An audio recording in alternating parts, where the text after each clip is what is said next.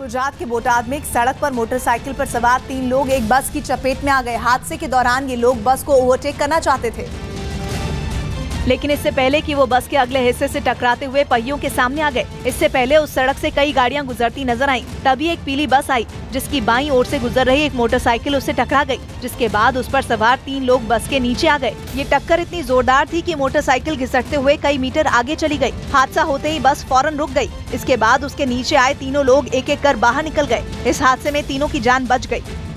सौबात की एक बात, बस से टक्कर की वजह से बाइक सवार उसके नीचे आ गए। यह हादसा खतरनाक हो सकता था। गनीमत रही कि इस हादसे में तीनों लोगों को खरोंच तक नहीं आई।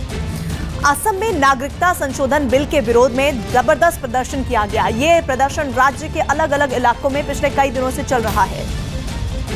यही वजह रही कि कोकराझार में लोगों ने बिल को वापस लेने की मांग करते हुए हाईवे पर जाम लगाने की कोशिश की और गाड़ियों के नहीं रुकने पर पथराव किया,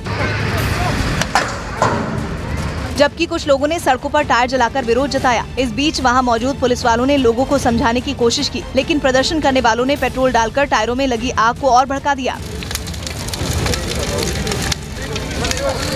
वहीं पुलिस वालों ने सड़कों पर जल रहे टायरों को पहले डंडे से इकट्ठा किया और फिर पानी रेत डालकर आग पर काबू पाया, लेकिन इसके बाद भी लोगों का प्रदर्शन जारी रहा और उन्होंने सरकार से नागरिकता संशोधन बिल वापस लेने की मांग करते हुए नारेबाजी की।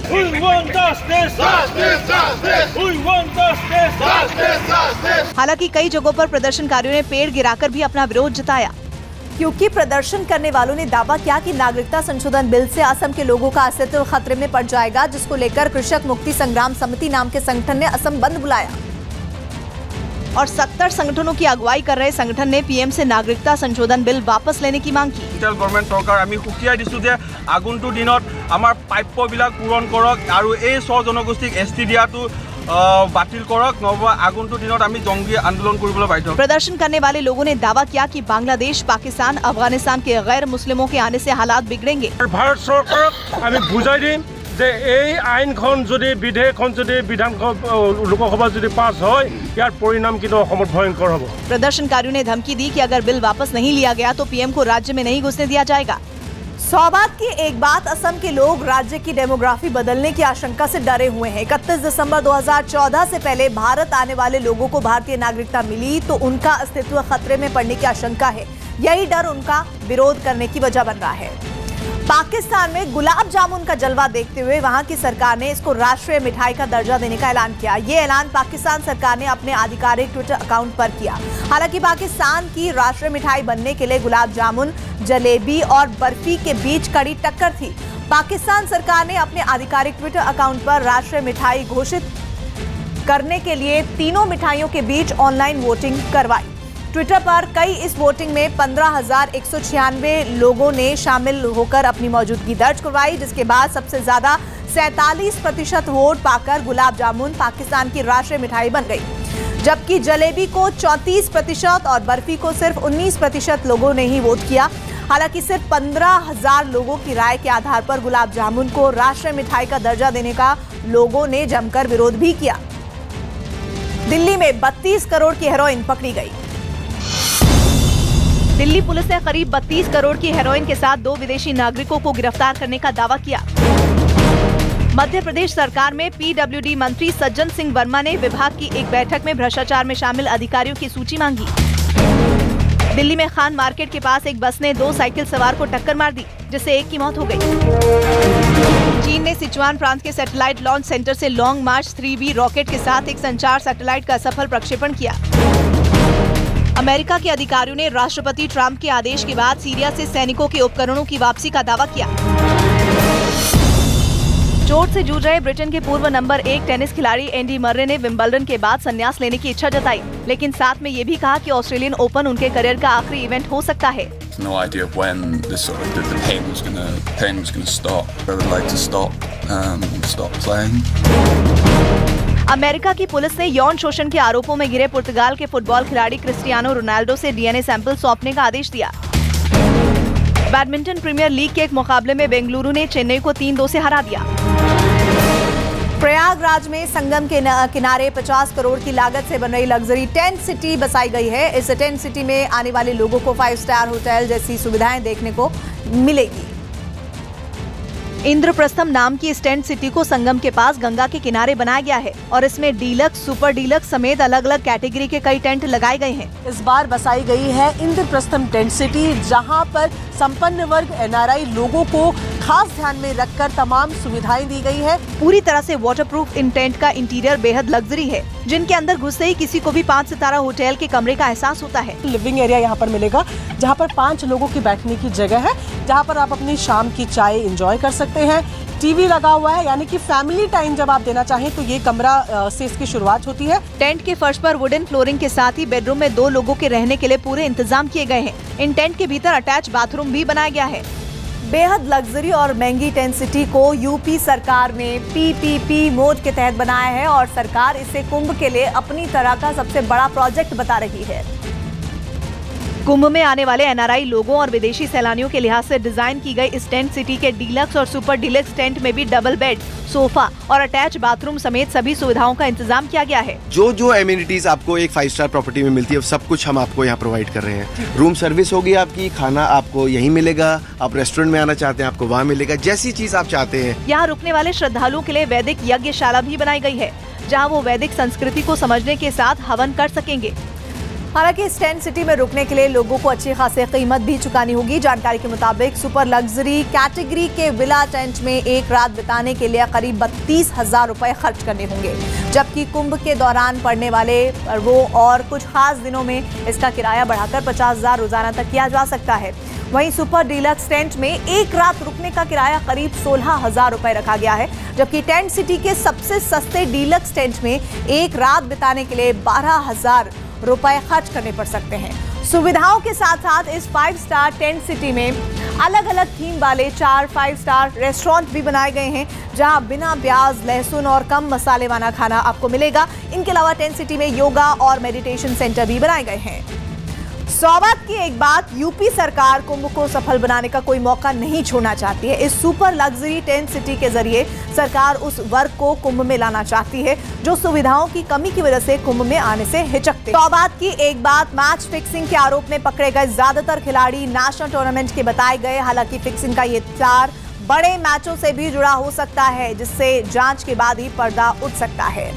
सीबीआई डायरेक्टर के पद से हटाए गए आलोक वर्मा ने फायर और सिविल डिफेंस विभाग का DG पद नहीं लिया और अपने पद से इस्तीफा दे दिया, लेकिन उन्होंने गृह मंत्रालय के DOPT विभाग को एक चिट्ठी लिखी जो मीडिया में लीक हो गई, जिसमें मोटे तौर पर उन्होंने 4 बातें लिखी हैं। सबसे पहली बात ये कि उन्हें उनकी सफाई देने का मौका नहीं दिया गया। CVC की रिपोर्ट के आधार पर उन्हें जिस तरह पद से निकाला गया वो इंसाफ के मूल सिद्धांत के खिलाफ है। तो ये भी साफ किया गया कि सुप्रीम कोर्ट में सुनवाई के दौरान उन्हें जस्टिस पटनायक के सामने भी इन आरोपों पर अपना पक्ष रखने का मौका नहीं दिया गया और जस्टिस पटनायक ने भी अपने फैसले में CVC की इस जांच रिपोर्ट को सही नहीं माना। ये आरोप इसलिए अहम है क्योंकि दावा किया जा रहा है कि सुप्रीम कोर्ट में चली सुनवाई के दौरान आलोक वर्मा को सफाई देने का मौका दिया गया था। तो इसके अलावा भी कई अहम बातें सीबीआई डायरेक्टर आलोक वर्मा ने अपनी चिट्ठी में लिखी, जिसमें केंद्र सरकार पर हमला भी है और इस्तीफा देने की वजह भी है। अपनी चिट्ठी में आलोक वर्मा ने लिखा है कि वो 2 साल की तय मियाद के लिए सीबीआई के डायरेक्टर बनाए गए थे। उनका कार्यकाल 31 जनवरी को खत्म होना था, जबकि नौकरी के नियमों के मुताबिक 31 जुलाई 2017 को वो रिटायर होने वाले थे, लेकिन जांच और खुफिया एजेंसियों के लिए बने अलग नियमों की वजह से उनका कार्यकाल बढ़ गया था। ये 2 साल का कार्यकाल 31 जनवरी 2019 को खत्म होना था और अब जब उन्हें सीबीआई के डायरेक्टर के पद से हटा दिया गया था तो उनका कार्यकाल अपने आप खत्म माना जाना चाहिए। अहम बात आलोक वर्मा ने यह भी लिखी कि सीबीआई जैसी संस्था को अस्थिर करने के लिए CVC का गलत इस्तेमाल किया गया, इसलिए सरकार को इस पर सोचने की जरूरत है। आलोक वर्मा ने भले ही फायर विभाग में पहुंचने से इनकार कर दिया हो, लेकिन सियासी माहौल में उनकी चिट्ठी ने आग लगा दी। विपक्ष ने आलोक वर्मा की छुट्टी का रिश्ता राफेल से जोड़ दिया। एक जहाज पे 1,000 करोड़ रुपए बना लिए और 36 जहाज है 36,000 करोड़ रुपए एक्स्ट्रा बना लिए। उसकी जांच आलोक वर्मा करना चाह रहा था, तो पिछले 2 महीने से प्रधानमंत्री जी ने पूरा जोर लगा रखा उसको हटाने के लिए। Just it's a political vendetta. They don't like a man, so you have to go. Congress की भी आलोक वर्मा से पूरी हमदर्दी है। We have the full report. You are removing a man and without hearing him. लेकिन बीजेपी ने विपक्ष को नसीहत दी कि सियासत के लिए एक अफसर के नाम का इस्तेमाल न किया जाए। किसी अफसर या संस्था के कंधे पर राजनीति करने की कैसी जरूरत पड़ गई? लेकिन आलोक वर्मा मीडिया के सामने नहीं आए। 100 बात की एक बात आलोक वर्मा ने इस चिट्ठी के जरिए अपना पक्ष सामने रख दिया है। तथ्यों के आधार पर फैसले पर सवाल भी उठाए। अब जिम्मेदारी केंद्र सरकार की है कि वो इन बातों पर अपना पक्ष रखे, क्योंकि विपक्ष इस प्रकरण का सियासी इस्तेमाल करने से नहीं चूकेगा। यूपी के कन्नौज में प्रदेश के पूर्व सीएम और समाजवादी पार्टी के मुखिया अखिलेश यादव ने बीजेपी और प्रधानमंत्री मोदी पर जमकर निशाना साधा। अखिलेश यादव ने बीजेपी पर झूठ की सियासत करने का आरोप लगाया। इस बार एक ही नारा होगा, भाजपा भारतीय जनता पार्टी के लोगों के खिलाफ इनका धोखा बोलता है।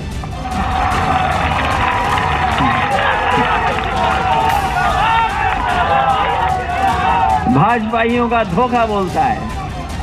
कोई 15 लाख तो नहीं इंतजार कर रहा है। राजस्थान के भरतपुर में मौजूद एक सरकारी अस्पताल में अचानक राज्य के चिकित्सा मंत्री के पहुंचने से हड़कंप मच गया। राज्य चिकित्सा मंत्री सुभाष गर्ग को अस्पताल में देखकर कर्मचारी हक्के बक्के रह गए और वहां अफरा तफरी मच गई, क्योंकि कुछ डॉक्टर ड्यूटी के शुरू होने के बाद भी अस्पताल नहीं पहुंचे थे, जिसके बाद वहां मौजूद बाकी कर्मचारियों ने मंत्री के सामने अपनी बात रखने की कोशिश की, लेकिन उन्होंने उनकी एक न सुनी। आप लोगों का भी काम बनता है, आपके देखो इन चीजों को आपके लिए भी दिक्कत होती है। अस्पताल पहुंचने के बाद मंत्री सुभाष गर्ग ने मरीजों से उनका हाल जाना, साथ ही वो अधिकारियों से वहां के हालात को लेकर चर्चा करते भी नजर आए। इस दौरान अस्पताल से जुड़े कई दस्तावेजों को भी निकलवाया गया। इस बीच उन्होंने गेट पर खड़े एक गार्ड को भी फटकार लगाई। वाले डॉक्टर्स आइडेंटिफाई किए हैं, कुछ कर्मचारी भी हैं, टेक्नीशियंस भी हैं, कुछ नर्सिंग केयर के भी हैं। मैं निर्देश दिया उनके खिलाफ कार्रवाई करने के। अस्पताल से निकलने के बाद मंत्री सुभाष गर्ग ने लोगों की समस्याएं सुनी और संबंधित कर्मचारियों को कार्रवाई के निर्देश दिए। मंत्री सुभाष गर्ग के अस्पताल के इस दौरे के दौरान अलग अलग विभागों के कई अधिकारी मौजूद रहे। 100 बात की एक बात, मंत्री का दौरा अस्पताल के लापरवाह लोगों के लिए सबक है। दौरे से अस्पताल में हड़कंप तो मचा, मगर ड्यूटी को गंभीरता से नहीं लेने वाले डॉक्टर और कर्मचारियों के खिलाफ कार्रवाई उनके लिए सबक है। अमेरिका के लास वेगस में कंपनी ने ऐसा टूथब्रश बनाने का दावा किया जो सिर्फ 10 सेकंड में दांतों की सफाई कर सकता है। कंपनी ने लास वेगस में चल रहे कंज्यूमर इलेक्ट्रॉनिक्स शो में एक स्टॉल लगाया, जिसमें उन्होंने इस ब्रश के जरिए अपने दांतों को साफ करके दिखाया। कंपनी के मालिक बेंजामिन कोहेन ने जबड़े के आकार वाले इस ब्रश को मुंह के अंदर रख लिया और फिर कुछ सेकंड के बाद उसे बाहर निकाल लिया। बेंजामिन ने दावा किया कि सिर्फ इतनी ही देर में उनके दांत इस टूथब्रश से पूरी तरह से साफ हो गए। ये टूथब्रश बैटरी से काम करता है, जो एक बटन को दबाने से ऑन और ऑफ होता है। इसे वाई ब्रश भी कहा जाता है। बॉम्बे हाईकोर्ट ने बेस्ट बस के हड़ताली कर्मचारियों को फटकार लगाई। बॉम्बे हाईकोर्ट ने अपनी मांगों को लेकर हड़ताल पर चल रहे बेस्ट बस कर्मचारियों को फटकार लगाते हुए कहा कि उन्हें अगर कोई समस्या थी तो अदालत में आना चाहिए था। यूपी के अयोध्या में राम मंदिर निर्माण के लिए आमरण अनशन करने वाले संत परमहंस प्रयागराज कुंभ के लिए बैलगाड़ी से रवाना हुए। इसरो यानी इंडियन स्पेस रिसर्च ऑर्गेनाइजेशन ने बताया कि गगनयान मिशन के तहत 2021 के आखिरी तक इंसान को अंतरिक्ष में भेजने का लक्ष्य है। ऑस्ट्रेलिया के एक हाईवे पर रास्ता बताने वाला एक बड़ा साइन बोर्ड वहां से गुजर रही एक कार पर गिर गया, जिससे एक महिला घायल हो गई।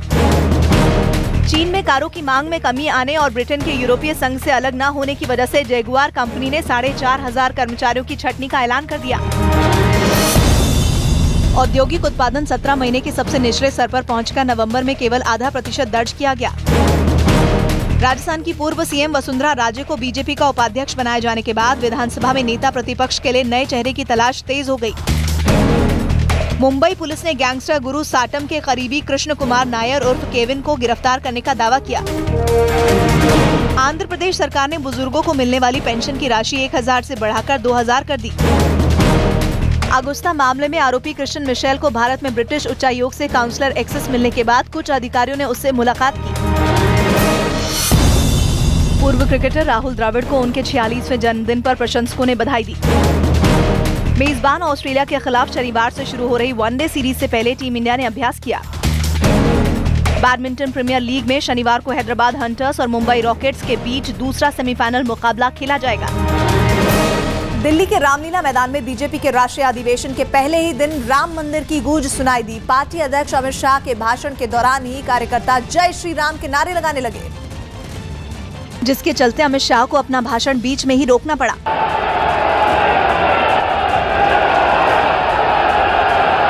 इससे पहले अमित शाह के राम मंदिर का जिक्र छेड़ते ही मंच पर मौजूद पार्टी नेताओं ने ताली बजाई। भारतीय जनता पार्टी चाहती है कि उसी स्थान पर जल्द से जल्द भव्य राम मंदिर का निर्माण हो, उसमें कोई दुविधा नहीं। वहीं पार्टी कार्यकर्ताओं की राम मंदिर के लिए भावना देखकर मंच पर बैठे योगी आदित्यनाथ और विजय रूपाणी अपनी मुस्कुराहट रोक नहीं पाए, जबकि पीएम के चेहरे पर भी कार्यकर्ताओं के उत्साह की झलक दिखी, जिसके बाद अमित शाह ने कार्यकर्ताओं को शांत करने के लिए देशभक्ति के नारे लगवाए। भारत माता की, भारत माता की।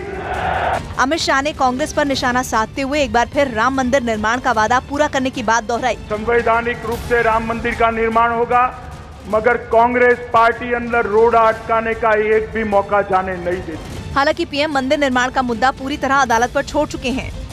यही वजह है कि राम मंदिर मुद्दे पर सुप्रीम कोर्ट में सुनवाई टलने के बाद बयानबाजी तेज होती जा रही है। संत समाज की नाराजगी के बाद केंद्र और महाराष्ट्र में बीजेपी की सहयोगी शिवसेना ने भी पहले मंदिर फिर सरकार का नारा दे दिया और राम मंदिर को करोड़ों लोगों की आस्था का मुद्दा बताते हुए सरकार से जल्द इस पर फैसला लेने की मांग कर दी। केंद्र सरकार ने जो भी कदम उठाना है, अध्यादेश लाना है, कानून पारित करना है, जो भी करना है, राम मंदिर के लिए जल्द से जल्द निर्णय लेना चाहिए। हालांकि बीजेपी ने एक बार फिर कांग्रेस को राम मंदिर पर फैसले के लिए देरी का जिम्मेदार बताकर मामला संभालने की कोशिश की। सहयोगी अपनी आंख खोलकर देखें और चिंतन करें, मनन करें कि इसमें सबसे बड़ी बाधा कौन है, सबसे लंबे समय तक राज किस पार्टी ने इस देश में किया। वहीं साधुओं ने राम मंदिर के मुद्दे पर हो रही राजनीति पर नाराजगी जताई। उनको राजनीतिक मुद्दा बना दिया गया है। राम है तो ही राजनीति है, यदि राम नहीं तो कोई राजनीति नहीं होगी। राम मंदिर मुद्दे पर सुप्रीम कोर्ट में 29 जनवरी को अगली सुनवाई होनी है। सौबात की एक बात, राम मंदिर पर संत समाज के तल्ख तेवरों के बाद सहयोगियों ने भी सरकार की मुश्किल बढ़ा दी है। हालांकि पीएम खुद साफ कर चुके हैं कि इस मुद्दे पर कानूनी प्रक्रिया पूरी होने के बाद ही दूसरे विकल्पों पर विचार किया जाएगा। लेकिन कुछ महीने बाद होने वाले चुनाव को देखते हुए फिलहाल इस मुद्दे पर बयानबाजी थमने के आसार नहीं दिख रहे हैं। जापान की राजधानी टोक्यो की एक मछली मंडी में एक बड़ी सी ब्लूफिन टूना मछली करोड़ों रुपए में नीलाम हुई। जापान में इस मछली की डिमांड सबसे ज्यादा है और यही वजह रही कि इस बड़ी सी ब्लूफिन टूना मछली को खरीदने के लिए मंडी में होड़ लग गई। आखिरकार 278 किलो वजन वाली ये ब्लूफिन टूना मछली रिकॉर्ड 22 करोड़ रुपए में बिकी। इस बेशकीमती मछली को वहां के एक बड़े कारोबारी और सुशी रेस्टोरेंट चेन के मालिक कियोशी किमुरा ने खरीदा। कियोशी किमुरा ब्लूफिन टूना मछली को खरीदने के बाद बेहद खुश दिखे और उसके साथ फोटोशूट भी कराया। हालांकि उन्होंने ये बताया कि ये टूना मछली उनको उम्मीद से ज्यादा महंगी पड़ गई।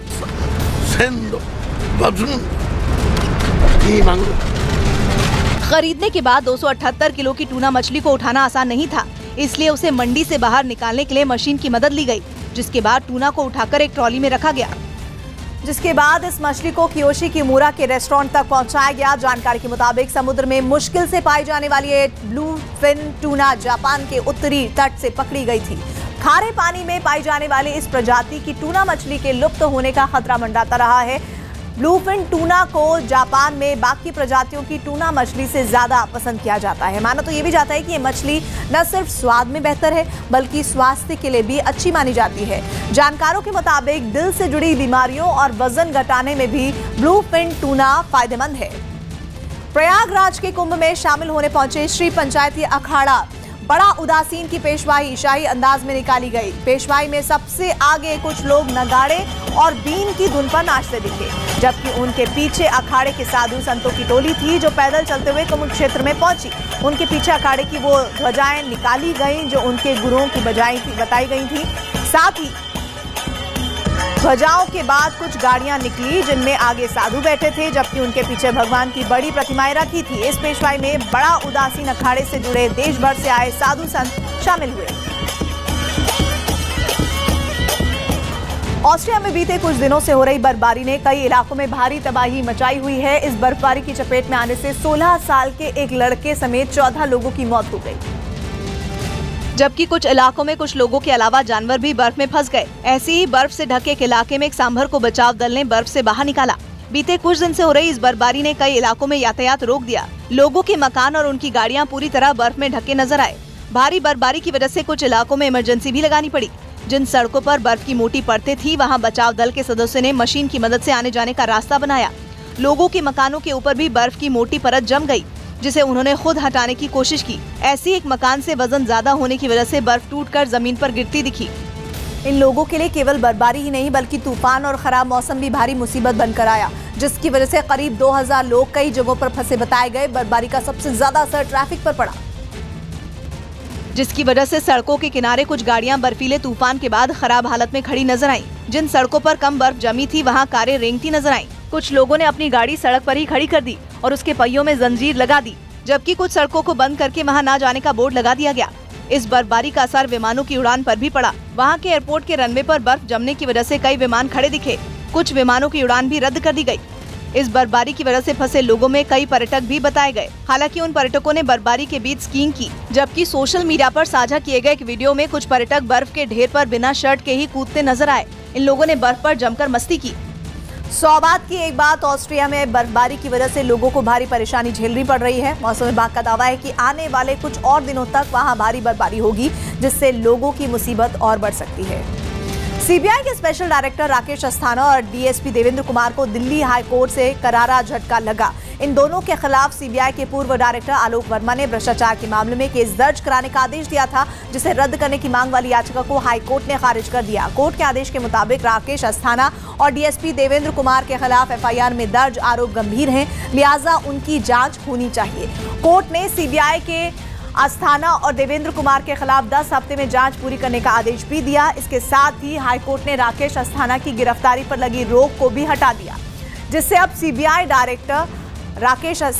राकेश अस्थाना को गिरफ्तार भी कर सकती है। राकेश अस्थाना और देवेंद्र कुमार पर आरोप है कि उन्होंने हैदराबाद के एक कारोबारी को राहत देने के लिए रिश्वत ली और इस मामले में सीबीआई ने डीएसपी देवेंद्र कुमार को गिरफ्तार भी किया था, लेकिन निचली अदालत से उन्हें जमानत मिल गई थी, जिसके बाद राकेश अस्थाना और देवेंद्र कुमार ने कोर्ट से अपने ऊपर दर्ज केस को हटाने की मांग की थी, जिसे कोर्ट ने खारिज कर दिया था।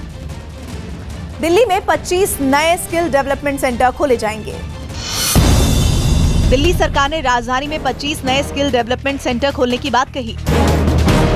दिल्ली की पटियाला हाउस कोर्ट ने रॉबर्ट वाड्रा के करीबी मनोज अरोड़ा की गिरफ्तारी पर रोक लगाते हुए उन्हें जांच में शामिल होने का निर्देश दिया। पश्चिम बंगाल की सीएम ममता बनर्जी ने अपनी सरकार की उपलब्धियां गिनाते हुए गंगा सागर में यात्रियों की सुविधा के लिए एक पुल बनाने का भरोसा दिया। मध्य प्रदेश के भोपाल में एक मुस्लिम अफसर ने ट्वीट कर अपने विभाग के एक सीनियर अफसर पर बैठक के दौरान बदसलूकी करने का आरोप लगाया। सीबीआई ने शारदा घोटाला मामले में पूर्व केंद्रीय मंत्री पी चिदम्बरम की पत्नी नलिनी चिदम्बरम के खिलाफ चार्जशीट दाखिल कर दी। महिलाओं पर टिप्पणी करने के आरोप में हार्दिक पांड्या और केएल राहुल को ऑस्ट्रेलिया के खिलाफ शनिवार को होने वाले पहले वनडे मैच से बाहर करते हुए बीसीसीआई के प्रशासकों की समिति ने जांच पूरी होने तक निलंबित कर दिया। दिल्ली के सीएम अरविंद केजरीवाल ने बवाना में एक सरकारी गौशाला का दौरा कर गायों को चारा खिलाया। यूपी के कानपुर में मुस्लिम समुदाय के लोगों ने आरक्षण की मांग करते हुए केंद्र सरकार के खिलाफ प्रदर्शन किया।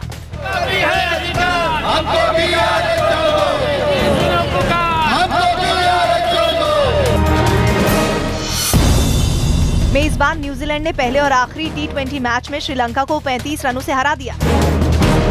मेजबान ऑस्ट्रेलिया के खिलाफ वनडे सीरीज से पहले एक प्रेस कॉन्फ्रेंस के दौरान विराट कोहली ने बताया कि संन्यास लेने के बाद वो कभी बल्ला नहीं थामेंगे।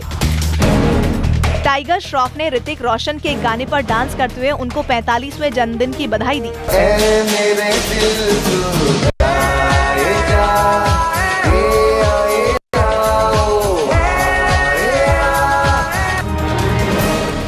हरियाणा के पत्रकार रामचंद्र छत्रपति हत्याकांड में सीबीआई कोर्ट ने करीब 16 साल बाद डेरा सच्चा सौदा के प्रमुख गुरमीत राम रहीम समेत चारों आरोपियों को दोषी करार दिया। रोहतक की सुनारिया जेल में बंद राम रहीम के इस मामले में वीडियो कॉन्फ्रेंसिंग के जरिए पेशी हुई और राम रहीम समर्थकों के हंगामे की आशंका को देखते हुए पंचकुला में सीबीआई कोर्ट के बाहर सुरक्षा के कड़े इंतजाम किए गए। गुरमीत सिंह को 120B 302 के तहत गिल्टी होल्ड किया गया है। वहीं सुनवाई के लिए कोर्ट पहुंचे पत्रकार छत्रपति के बेटे ने कोर्ट से इंसाफ मिलने पर खुशी जताई। माननीय जज साहब हमारे लिए भगवान का रूप बनकर आए, जिन्होंने हमें इतने लंबे समय बाद एक न्याय दिया। राम रहीम समेत सभी दोषियों की सजा पर 17 जनवरी को बहस होगी। हालांकि राम रहीम के वकील ने इस मामले में ऊपरी अदालत से राहत मिलने की उम्मीद जताई।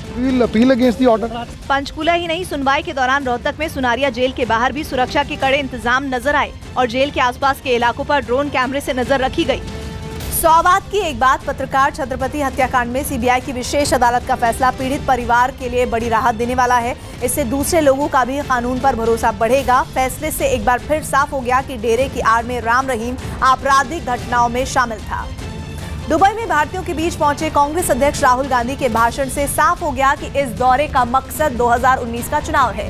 अपने भाषण में उन्होंने अलग अलग मुद्दों पर केंद्र सरकार को घेरा और 2019 का चुनाव जीतने का दावा किया। We are facing an electoral battle in 2019. I want to tell you with utmost confidence that we are going to win that battle and we are going to bring India together again and move forward and take on the great challenges that our country faces. Madhya Pradesh विधानसभा में पेश CAG report पर पूर्व मुख्यमंत्री शिवराज सिंह चौहान गिर गए क्योंकि CAG report में शिवराज सिंह के कार्यकाल के दौरान कई विभागों में हुए भ्रष्टाचार का जिक्र है, जिसकी जांच कराने का ऐलान मुख्यमंत्री कमलनाथ ने किया। मुख्यमंत्री के इस ऐलान के बाद सबसे पहले पीडब्ल्यूडी और वन मंत्री हरकत में आए और उन्होंने अपने अपने विभाग में हुए घपलों की जांच शुरू करवा दी। पिछले 15 सालों से जो घोटाले हुए, जनता के पैसे का दुरुपयोग हुआ है, भाजपा सरकार ने किया है, उसके लिए माननीय मुख्यमंत्री जी ने घोषणा कर दी है कि जन आयोग बनाने की, जांच कराने की। जिन अधिकारियों पे लोगों की कार्रवाई चल रही है वो सारी सूची मुझे दें, क्यों अभी तक कार्रवाई नहीं हुई उन पे। ये वही अधिकारी हैं जहाँ ठेकेदारों से साठगांठ किए हैं और उन कामों की सूची मांगी है जिनके खिलाफ शिकायतें आई हैं। लेकिन जांच के आदेश पर सवाल उठाते हुए राज्य के पूर्व मंत्री उमाशंकर गुप्ता ने इस कार्रवाई को राजनीतिक दुर्भावना से उठाया गया कदम बताया। हालांकि इस आरोप प्रत्यारोप के बीच मुख्यमंत्री ने जन आयोग बनाने की घोषणा की, जो विधानसभा में पेश की गई सीएजी रिपोर्ट का अध्ययन करेगी। सीएजी रिपोर्ट के मुताबिक रेत खदानों की नीलामी और रॉयल्टी में गड़बड़ी से सरकारी खजाने को भारी नुकसान पहुंचा।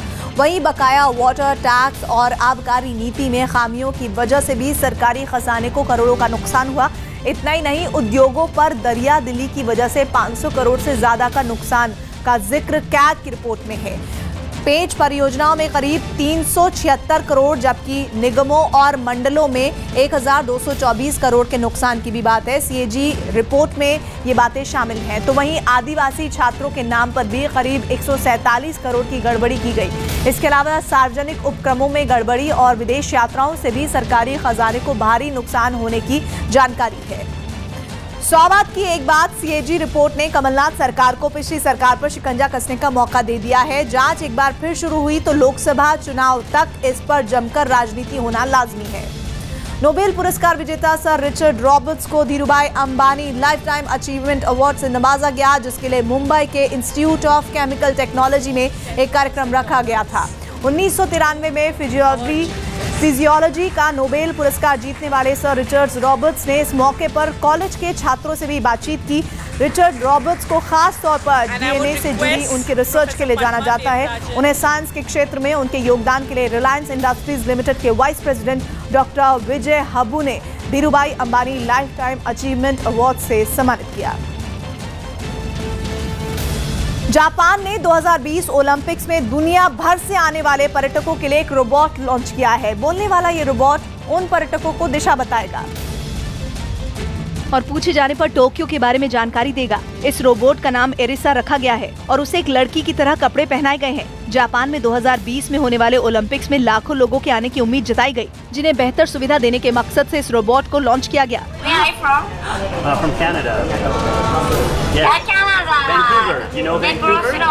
दावा किया गया कि एरिसा जापान, चीन और कोरिया की भाषा के अलावा अंग्रेजी बोल सकती है, जिससे लोगों को उससे बात करने में सहूलियत होगी। इस रोबोट को वहां के रेलवे स्टेशनों पर तैनात किया गया है। अपने अंदर लगे सेंसर और जीपीएस की मदद से एरिसा रास्तों को पहचान सकती है और उसके बारे में बता सकती है। चीन की एक बिल्ली इंटरनेट पर आते ही छा गई। चीन की एक बिल्ली का टीवी पर फुटबॉल मैच देखने का एक वीडियो इंटरनेट पर वायरल हो रहा है। फुटबॉल मैच की दीवानी ये बिल्ली स्क्रीन पर उछलती फुटबॉल को लपकने के लिए लगातार जंप लगाने लगी। इतना ही नहीं, टीवी पर जितनी बार फुटबॉल हवा में उछल रही थी, ये बिल्ली भी उसे पकड़ने के लिए उतनी बार कूद मारती दिखाई दी। इस बिल्ली ने ठीक इसी तरह से पूरा मैच देखा, जिसका वीडियो उसकी मालकिन ने शूट कर सोशल मीडिया पर पोस्ट कर दिया। अमेरिका के कैलिफोर्निया में एक सर्फर का डॉल्फिन के साथ सर्फिंग करने का एक वीडियो सामने आया है। ड्रोन कैमरे से शूट हुए इस वीडियो में सर्फर लहरों के बीच सर्फिंग का मजा ले रहा था। तभी ऊंची उठती लहरों के बीच 2 डॉल्फिन दिखाई दी, जिन्हें देखकर ऐसा लगा मानो वो भी सर्फर को चुनौती देकर आगे निकलने की कोशिश कर रही हो। डॉल्फिन की इस मस्ती का वीडियो अब तक लाखों लोग देख चुके हैं। अपनी फितरत वो कब बदलता है, सांप जो आस्तीन में पलता है। 100 बात की एक बात कही सागर ने, उसको मत रहनुमा समझ लेना, वो 2 कदम ही जो साथ चलता है।